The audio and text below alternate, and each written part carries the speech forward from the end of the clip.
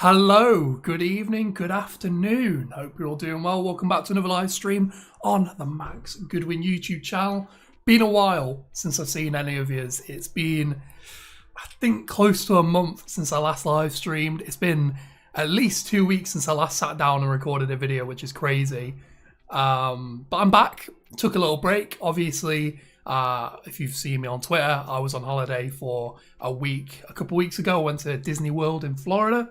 Had a lovely time in America, and I've been back for about a week and a half now, but at the same time I've been like catching up on work, that kind of stuff. I was ill basically the whole time I was on holiday as well, so I was like catching up on sleep, all that kind of stuff, trying to feel a bit better, feeling sorry for myself, all that kind of stuff. You know how it is. Anyway, today we're just sort of catching up on Forest. I have been tuned out of football pretty much extensively for the last 2 or 3 weeks at least, so I need to catch up. I need to be brought back into the loop a little bit. Hopefully though, in today's stream we're going to be doing that, talking a bit about Forest, talking a bit about what to expect coming over the club in the next couple of weeks. I think we've got Leicester next weekend, and I believe Aston Villa to round out September heading into October. It's weird, it's really weird. My birthday is in October, and normally I'm used to us having an international break. I actually went to the England match over the international break last year. We played Hungary, I think, at Wembley. Was there. Normally we have international break over my birthday, which is usually good for YouTube because you can go away for a week. You don't have to worry about doing Forest content. But unfortunately, that is not the case this year. I will be probably doing that on my birthday. With how compact the schedule is at the moment, heading into the World Cup in about 6 weeks' time. Speaking of which, obviously, great result for England last night. Big 1-0 loss against Italy, relegated from the top tier of the Nations League. Not great. Obviously, I don't think I really have anything interesting to say or different to say compared to everyone else. England are really boring to watch at the moment, as I'm sure most of you agree. We lack creativity from deep. We lack people who can sort of control the game. I mean, that's been a problem with England for, God, like, as long as I can remember. We've never had the kind of players in the midfield who can control the game. Declan Rice isn't that kind of player. He's the kind of guy who wants to be getting on the ball, driving forward, screening the defence. Obviously, Bellingham can do it a little bit, you know. He's a good passer, he's a good carrier of the ball, really good progressive player in that midfield. But again, he wants to be driving forward rather than sitting and dictating the tempo of play. And we just don't have that kind of player. Basically, like a Michael Carrick is what we need at England at the moment, I think. It allows players to get further forward. I think the three at the back might have seen its expiry date pass. I don't know what you guys think, but I think we're beyond the three at the back. I think we've got too much attacking talent to throw an extra defender in there. And the fact that we're still starting like Dyer in that defence when Tomori's not getting a sniff. I've got no problem with Maguire starting. He plays his best matches in the back three, plays his best games for England. Could understand why Southgate wants that kind of experience in the team. My not enjoyment is coming from Dyer being in there. Stones should be in there as well, or at least involved. I think Walker's had a pretty poor season as well at the beginning of the campaign. And playing him out of position, like not normally where you play for Man City as well, is not ideal. If anyone's watching, just give us a shout on how the audio sounds. I've had to change things around a little bit. The setup's changed a little bit, so I've had to move things around. So I don't know if I've left the audio the same way it should be. Hopefully it's all right though. So yeah, we're talking about Forest today though. That's enough England chat for today. We're going to be moving on to Forest's recent performances, results, disappointments, shall we call it, unfortunateness. I don't know what we're going to call it, against Bournemouth and Fulham. I think they're the only games that I've missed recently. I think it was just the two I missed whilst I was away. Fulham on Friday last week, and then Bournemouth whilst I was away. So start on Bournemouth, and then we'll work our way to the Fulham match. Because obvious reasons. Football was cancelled for a whole week. The state-imposed period of mourning, shall we call it, wasn't ideal. So we're going to start with the Bournemouth match. I'm just getting up the stats here. So, obviously, 3-2 loss. Not ideal. Not ideal whatsoever. Suffice to say, I think we were pretty good against Bournemouth. I haven't seen a lot. Granted, obviously, I wasn't there to watch it. I was away on holiday. Wasn't really able to watch anything to do with it until I got back to England, by which time, obviously, there was no point really looking at any of it. So I ended up watching highlights when I got back to England. But from what I saw, I thought we were actually all right. If we look at the stats, let me just shift you over to Understat over here. Really great resource. If you're into stats or data, Understat's a great way of getting data, getting analysis, especially expected goals data, which isn't the best data in the world, but it helps bulk out our knowledge of what's going on in football at the moment. So, as you can see, on expected goals, we were the better side. Bournemouth scored 3 goals from 0.9 expected goals. We're going this way. Jaden Anthony there, 0.35. Dominic Solanke's with 0.12. Philip Billings' goal, oh, God, not good at all that. 0.01 and he got a goal off that. That's shocking. Whereas our chances, obviously, Brennan, 0.8 is obviously, I think that was a penalty. Obviously, penalties are worth about 0.8 expected goals, so that's fair enough. But I think I would say from the looks of things, we look like we were better than Bournemouth. Again, I wasn't there. If you were there, let me know. But generally, I thought we were a pretty good side. I've been pretty impressed by some of the performances by some of the players in the opening weeks. I think if you look at teams like Villa and Leicester, who are having really bad sort of starts to the season, you can't really pick out individuals. Maybe Kamara from Villa, although he's injured.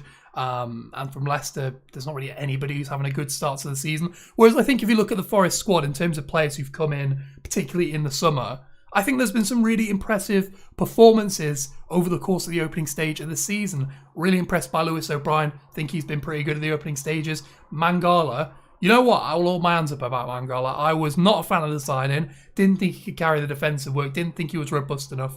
Obviously, he's picked up an injury, so that suggests there could be some issues of injuries down the line. But generally, I've been pretty impressed with him this season when he has had the chance to play, and I'm looking forward to seeing him back in the midfield. In terms of legs in that midfield, there's not really too many better than him at the moment. Sorry, I'm just going to put my phone on silent. Should have done that before we started. So yeah, I've been impressed by Mangala. I think Froylan will come into the midfield and do well as the season goes on. I think he's going to be a slow burner, adjusting from such a specific system at Atalanta to having a little bit more of a different role in this Forest side. I hope he gets used in the same sort of way, because he can be a really big asset in the final third if he is used as the kind of player that he was for Atalanta. But again, he's older. He's probably going to have some injury issues, that kind of stuff. We can expect that kind of stuff. Defensively, Nico, I think, has probably been our best player this season. I don't know what you guys think. If you've got any ideas, let me know in the live chat and I'll get to you. But I would say Nico's probably been our best player this season in the opening sort of 6 or 7 games. Certainly the one I've been the most impressed with. If you look at his FB ref page, which again, really good for stats, you can actually now start to see percentile charts for Nottingham Forest players because they've played about 500 minutes, some of them. One sec. Nico Williams. Yeah, so as you can see, that's his chart from 815 minutes. So I think it picked up a few of his minutes from the beginning of last season at Liverpool. But generally, this is it's a small sample size. It's less than 1,000 minutes, but it's a really good insight into what he's doing for this Forest side. Defending is absolute arse off. Really good for progressing play. I think that is really misleading, the pass completion. I think if you look at Forest, we're very direct. We're always looking at getting the ball forward as a side. And generally, I would say we complete quite a low pass accuracy. If you look at Southampton, for example, they're a side who are always looking for low probability passes. They're always looking to get it forward every opportunity. And I think Forest are very much the same. And obviously as well, in terms of product in the final third, yet to contribute a goal or an assist this season. But in terms of the final third, down the right-hand side, he is the big creative threat for us. Gibbs-White obviously has come in as well. I've not been blown away by Gibbs-White, but I've not been disappointed by him by any stretch. I think he's been fine. Same with Brennan. Taiwo's been all right. Got himself a couple of goals.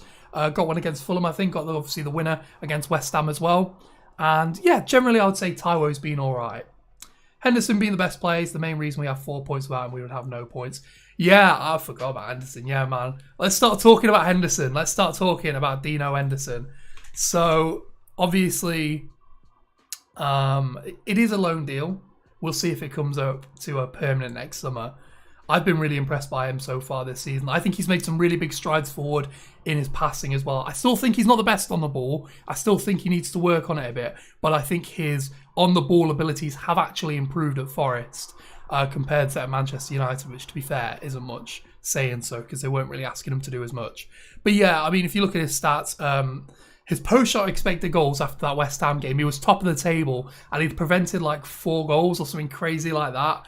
So yeah, obviously Hendo being a big part of the reason why, as AJ says, we have at least got a few points on the board at opening few weeks of the season. I think as well, like, the team's going to get better, and it's early days. Obviously, so many signings, as everyone said, sort of bored to death about. It's going to be a case of getting them minutes. It's going to be a case of hopefully down the line picking a best 11. I think we're pretty close to it. I think we're maybe 3 or 4 games away from figuring out what the best team is. I still have some question marks over some players in that team. Been worried a bit about Steve Cook, not had his best open to the season. Joe Worrell, I'm jury's out on Joe Worrell at the moment. I don't know what you guys think, but I'm worried about him a little bit. I think his confidence is down a little bit, and I think he could do with a couple of good performances just to tick things back up to where he was at the end of last season. I think McKenna's been fine. He doesn't offer too much on the ball, but I think as a defensive centre-back, which again sounds really dumb, I think he offers enough in that system.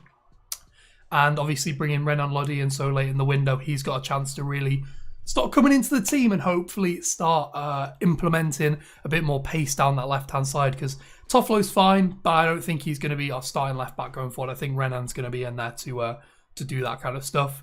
Here's a bit more sort of deep dive on the stats. Obviously, we had the majority of the chances, more expected goals, more shots, same sort of shots on target, passes completed with an estimated 20 yards a goal. Deep completions, basically, are we able to sustain play in and around the box? It's not really a part of our system, so you would expect it to not be the best, but still pretty decent. Passes per defensive action is starting to come down as well, which is really nice to see. Against Newcastle, it was really, really high. I still think it's not as high as it should be. I think in terms of high pressing, we're not a high pressing side, but we are a team looking for high turnovers when we can get the opportunity in the final third. So I think that needs to come down a little bit more. And obviously expected points suggest we probably should have come away with 3 points overall. Do you think there are 3 teams worse than us? Not to be pessimistic, but as bad as Leicester are, I'm worried.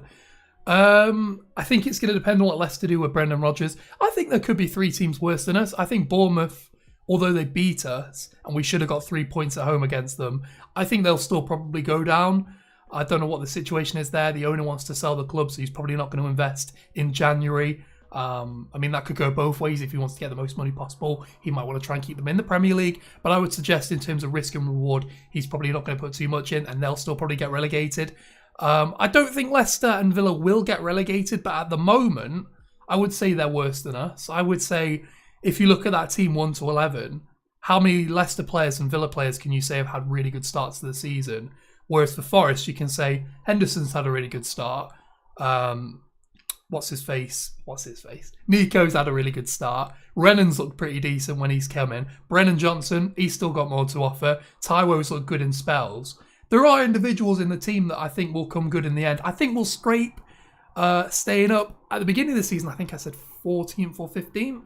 I think I'm closer to 17th now. I still think we'll stay up. I've still got hope. But, you know, I am slightly worried about us, I won't lie. Slightly worried about us. Let's move then on to the Fulham match, which doesn't look for even better reading, unfortunately. Where are we looking? So Leeds match got cancelled. We are looking for... Here we go. Forest versus Fulham. And it is funny how similar these situations are in it. 1.42 to 1.35 expected goals. We beat them on expected goals. We went in the lead at home at half-time and we just completely bottled it in the second half. I think they scored their goals like within like 10 minutes of each other.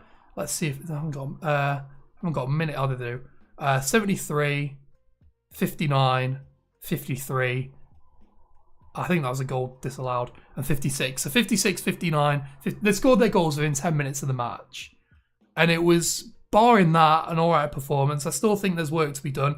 Lewis O'Brien not starting was weird for me because I thought everything, again, I've only seen the highlights. Everything good that Forest were doing, in the second half was coming through him when he came on the pitch. And I'm so confused why, unless it was a fitness issue or he'd not trained earlier in the week. Again, if you know, let me know. It just confuses me that he didn't start the game. He obviously scored the consolation goal that could have got us back into the game. In terms of stats as a team, it's pretty even. Like, I certainly don't think that Fulham deserved the 3 points on a balance of play. Again, that PPDA's gone back up though. It's the high turnovers that are really important to the way that Forest play and create chances and the energy we have in our forward three players. That's really important for chance creation, and I do think that starts to, or it's starting to worry me, the lack of energy there. I think, obviously, we've got this weekend off, obviously not playing, then going into the Leicester match. Hopefully things start to improve, but I am starting to get slightly worried about that element of our game. Maybe we need a system change. Maybe we need to go to a 4 at the back to have that a little bit more coverage. I just think the 3 at the back, there's something not working. There's a lack of numbers in the midfield or something like that is worrying me slightly. Like if you look at the system, obviously 3-5-2 or 3-4-1-2, 3-4-3, whatever you want to call it. There's not enough numbers in the midfield. So many teams these days are playing 4-3-3, and naturally, like Fulham, for example, are going to have that advantage in the midfield. They're going to have 3 against 2 consistently, and unless you've got like a lights out defensive midfielder who's going to absolutely dominate the midfield, which we had the opportunity to get, Sangare would have been a really good example of that. Someone we were linked to a little bit in the summer. Does feel like there needs to be a little bit more coverage in the midfield. Maybe that involves going to a 4-2-3-1 or a 4-3-3, something that gets us more midfielders in there, enables us to get more creativity from deep. I think when we are in the final third, we can be a bit pedestrian. I think we're lacking sometimes that little bit of imagination in the final third. I'm not sure. I don't know what you guys think about a starting 11, but I certainly think that Brennan maybe needs to run out of the team. I don't know if it's a case that he's played so many minutes last season, heading into this season. Maybe he just needs a couple of games to just sort of sit out of the team. I want to get Manuel Dennis back in the team. I think Surridge deserves maybe a chance to get in the team, get some minutes. He's going to stretch that defence. It's difficult to say, but I do think maybe a couple of changes are needed in the team at the moment. But we will see. We will see how it goes. And it is what it is at the moment, and we'll just have to see how it ends up going. So that's us caught up on the results. Obviously, not the best. 0 points from 2 games against probably 2 teams that we would expect to be getting 3 points against, I would say. I feel like Fulham and Bournemouth are 2 teams that generally we would be looking at getting the 3 points against. I think they're pretty good teams, but probably 2 of the weakest in the league, although Fulham have had a really good start to the season. Just doing a couple of bits on here. One sec.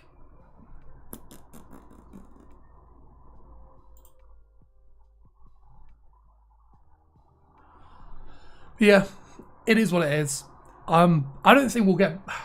I don't know what to think about the Leicester match. Obviously, the preview will be coming out. Are we playing on Saturday? Let's have a look. One sec. Leicester versus Forest is 3rd of October. Oh, we're Monday Night Football. So we've even got longer to train for that match, to be ready for that match. We're on Monday Night Football, so that'll be all right then. But I don't know. I mean, Leicester are in a pretty bad slump of form themselves. They're arse at the moment. Let's be honest with ourselves. They are not doing too well. Let's take maybe a look at some of the deeper stats on some of these sides, because it does feel like perhaps this is a really good opportunity to get some momentum behind the team. Leicester, a team obviously conceded 6 last time out against Tottenham as a side. Just, I don't know what the hell's wrong with them, but something's not working. Whether that's the case of Brendan Rodgers having taken them as far as he can. So currently, as you can see, this is... Oh, hang on, let me switch these over. So this is the table currently of the Premier League. Leicester 20th, Forest versus 19th. A real relegation 6-pointer at this stage. And if we look at things like expected goals, Leicester are pretty low in the table. Forest, where are we? We're there. We're doing all right. We're sort of mid-table. Leicester not doing too well. Expected goals against, we're very high in the table. But I think you've got to take away the fact that we did concede 6 to Man City. And I think a lot of these teams haven't played Man City yet. And I've got to say, good luck when you do, because that's a big part of the reason why our expected goals against is as high as it is. And to be fair, if we hadn't played City, barring that, we'd probably be maybe like around Newcastle Villa kind of area. I thought we conceded about 4 expected goals to Man City. We'll see here. Yeah, they generated about 4 expected goals. So barring that result, we're on about 10 expected goals against. We've conceded 17. I don't think we're doing necessarily that badly. Dean Henderson's been a big part of it as well. But expected goals takes into consideration the quality of chances conceded, and obviously the fact that it's still not that high considering the drubbing we took against Man City. I think there's still room for improvement there. But again, we'll see how that's going. But again, Leicester pretty low in the table as well. And I think they themselves, although they did concede 6 against Tottenham, will probably be worried. I feel like we've got a good chance against them. We'll see how it goes. But I do think there's an opportunity there to pick up a good 3 points against Leicester. Take it into the next game. I believe it is Villa next after Leicester. It is. Then Wolves, then Brighton. And then we've got a pretty tough run of things. Arsenal, Liverpool, Brentford, Tottenham. Those are 4 games. They're going to be fun. United on Boxing Day. But yeah, I mean, Leicester, Villa, Wolves, I think we could get 6 or 7 points out of that. I think that's pretty reasonable. Leicester, 3 points potentially. Villa, maybe a point, maybe 3 points. Wolves can't score a goal to save their lives. Kalajdzic is out for the rest of the season. Jimenez is missing. I don't know what's wrong with him. Brighton, they've got De Zerbi in. Could be maybe they need a few games to get used to his system. Might not have that continuity again. Might be an opportunity to get some points there.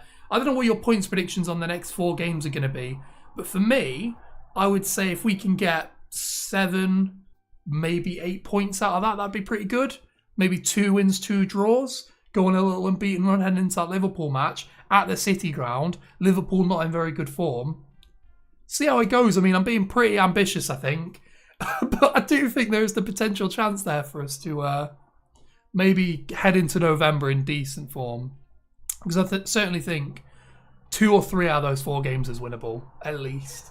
Leicester not good, Villa not good, Wolves in a very strange position at the moment. Brighton obviously in a transitional state, getting their new manager in. We'll see how it goes. I don't know when the Leeds match gets played, but yeah. Switch this back over. So yeah, I think that pretty much covered it all, to be honest. I wasn't planning on doing too long of a live stream. Was just wanting to jump on for half an hour or so just to catch up with you all. Hope you're all doing well, all that kind of stuff. Obviously, it's been a couple of weeks since I last did anything really on YouTube. Did the match preview for Fulham, but other than that, yeah, we're catching up. We're getting back up to speed, all that kind of stuff. So please expect some more content coming out soon. I feel refreshed after doing the match previews and the player profiles. So there's about 30 of them that I ended up doing over the summer period. I just got so burnt out from doing YouTube on that. We went from like 250 subs, 300 subs at the end of the season, obviously up to nearly 1,500 now. And a big part of the reason as to why that happened was these player profile videos, was putting a lot of effort into them, all that kind of stuff. They did really well. I think the playlist itself in total has probably about 50,000 views in terms of the videos. So they did really well, but it's obviously, it takes a lot of time. Obviously, I have an actual real job as well. So obviously, I can't dedicate all my time to creating content. But alas, we do what we can. So yeah, basically what I'm trying to say is, back on the bandwagon now, hoping to get some more content out in the next few weeks. Maybe start a couple of new series. FIFA 23 is around the corner. Maybe I'll do something with that. Last couple of FIFAs, I've done career modes with Forest. Obviously, being in the Premier League now with so many new players in the squad could be a really fun thing to do. Maybe we'll do that on live streams. I don't know. We'll figure something out. But yeah, obviously, thank you very much for joining me. If you have joined and you are still here, appreciate you all coming and stopping by and saying hello and all that kind of stuff. Again, I'm sorry it was a short one. Just wanted to sort of get something out for this weekend over the international break.